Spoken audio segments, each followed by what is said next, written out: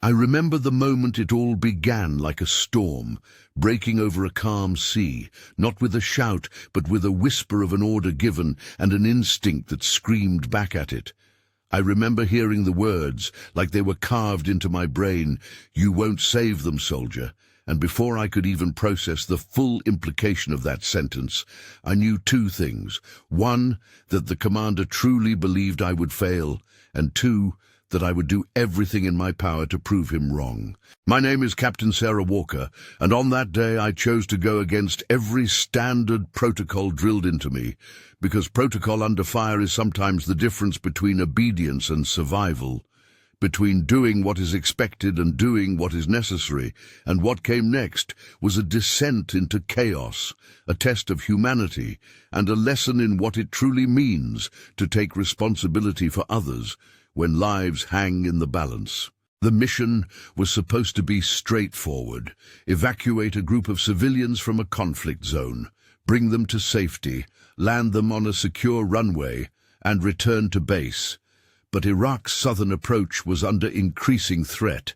Insurgent groups had been tightening their perimeter. Snipers were known to fire at transport aircraft, and anti-aircraft systems were on high alert. Yet the commander had insisted on following the original flight protocol to the letter, a checklist of procedures that, in any normal circumstance, guarantees safety. But as the engines of the C-17 rumbled to life and we began our taxi down the runway, I felt the first pull of unease, like a tug, in the back of my thoughts. Something wasn't aligning, and it wasn't until the ground crew finished their final signals that those words reverberated inside the cabin, not as instruction, not as motivation, but as derision. "You won't save them, soldier," he said. And I felt it then, that sting behind the command, the doubt, the subtle undermining that stems from underestimation, and I knew instantly that obeying protocol would mean treating every scenario as if it were a scripted simulation, following a series of if-then conditions without room for deviation. And I also knew that the moment you begin to treat human lives as conditions on a checklist, you stop seeing the people in front of you and start memorizing a manual. And I couldn't let that happen to me. Not today. Not with 97 people depending on me. As we lifted off and climbed beyond the tarmac, the sun rising behind us like a herald of things to come, I began scanning the ground below with an intensity that was almost painful, noticing patterns, anomalies, movements that would have been hidden had I not been searching for signs of danger. And while my co-pilot kept an eye on the instruments, I kept mine on the horizon, because instruments can tell you what is happening inside a machine. But your eyes tell you what is happening outside in the world, where lives are lived, and that awareness is what separates pilots from automatons. And as we leveled out at cruising altitude, the first sign of trouble came not as a blaring alarm, but as a shift in the atmosphere outside, a sudden gust, flurries of dust rising on the horizon, and the radio chatter grew thick with static and urgency. That's when I made a decision, a quiet one at first, not announced, not broadcast, just a thought that took root in my mind and refused to let go. Follow protocol or trust instinct.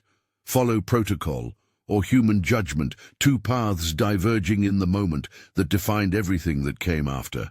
And I chose instinct, not rebellion for its own sake, but because when you look into the frightened eyes of civilians who have mothers and daughters and fathers waiting for them, instinct becomes not a deviation from duty, but the very essence of it.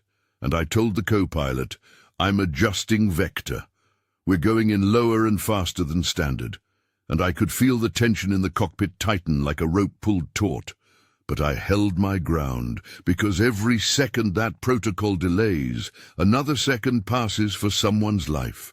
As we descended toward the evacuation zone, the ground rising below us like jagged teeth, I scanned every inch of terrain, watching for hostiles, watching for signals of threat, watching for signs of life that didn't belong in this war-scarred landscape. And that's when the first shots rang out, not big booming missiles, but sharp metallic pops that echoed against metal and shook the aircraft gently. a reminder that war isn't always loud. Sometimes it's precise, calculating. And when the noise of gunfire hit, the commander's voice crackled over the intercom, urging adherence to procedure, urging calm, urging us to stick to the path laid out before us. But calm is a luxury when bullets are calculating their trajectory at your airframe, and procedure is only as good as the situation that birthed it.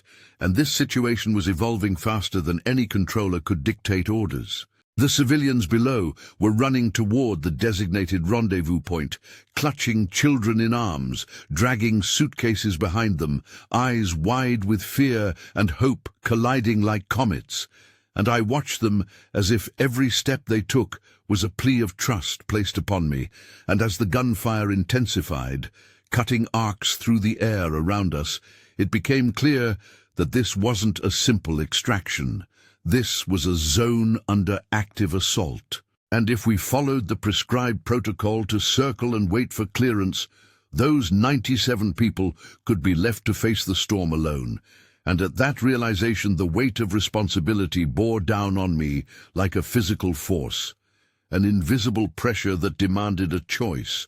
And then I heard it, not over the radio, not from the commander, but from the silent heartbeat in my chest, telling me to choose life in every way I could, to be decisive where hesitation would cost everything. So I did something that protocol would never allow. I changed our landing approach on the fly, adopting a trajectory that put us closer to the ground sooner. Closer to danger, yes, but also closer to the people who needed us most. And as we angled downward, the C-17 groaned, not in protest but in cooperation, as if it understood the gravity of the situation. And because flying isn't just about physics, it's about psychology. And when a pilot trusts her own judgment under fire, that trust reverberates through every control input, every adjustment to wind, every correction to trajectory. I felt it. I knew the plane breathed with me, not against me. And in that moment, instinct took over where protocol could not survive. The ground rushed toward us with blistering speed, the wind shrieking around the fuselage, and I watched the civilians scamper forward, closer to the looming aircraft than they would have been allowed under normal directives. And while protocol would have held us at safe distance, I was no longer guided by safety alone. I was guided by urgency, by humanity, by the stark reality that if I did not act, 97 futures could be erased. And as the wheels hit the ground in a violent thump that reverberated through my entire body, dust and debris exploded outward like a miniature storm, the air thick around us. And for a moment time slowed, not because life paused, but because all senses locked into survival mode, every heartbeat synchronized with the tremors beneath us. And when I shouted over the intercom, "Everyone out! Move! Move now!" there was no hesitation, no argument, just pure, unfiltered action. Civilians scrambled onto the ramp. Children were hoisted by soldiers, luggage and life memories flung to the side in the name of safety, and every second counted like a timer ticking toward annihilation. And while protocol would have ensured methodical disembarkation, we did it with furious urgency, 80 individuals becoming 90, then 95. And by the time the count hit 97, and they were all clear of the aircraft and running toward guarded safety, I felt something inside me both heavy and unburdened, a contradiction I would come to understand as the cost of choice.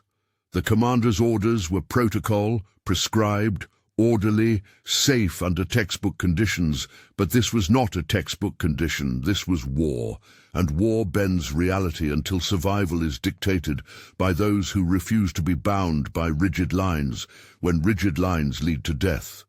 And as the last civilian disappeared into the semblance of safety, I climbed back into the cockpit, heart pounding, lungs screaming for air, and I looked up at the sky as if it were a judge weighing my decision, and I realized protocol had its place, but humanity had its own imperative, one that cannot be written in manuals, one that cannot be taught in classrooms. It must be lived.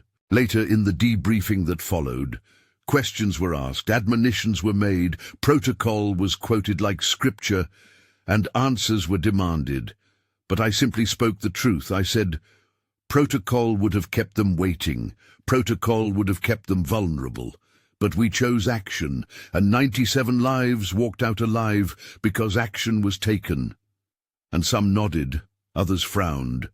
But all understood that circumstances sometimes demand decisions outside the lines.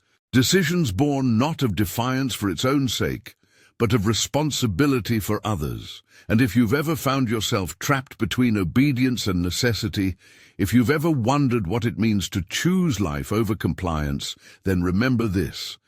Sometimes the most courageous act is not following orders, but listening to the call of humanity.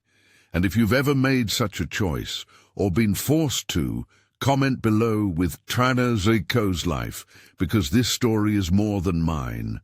It belongs to anyone who stands up for others when circumstances try to push them into passivity.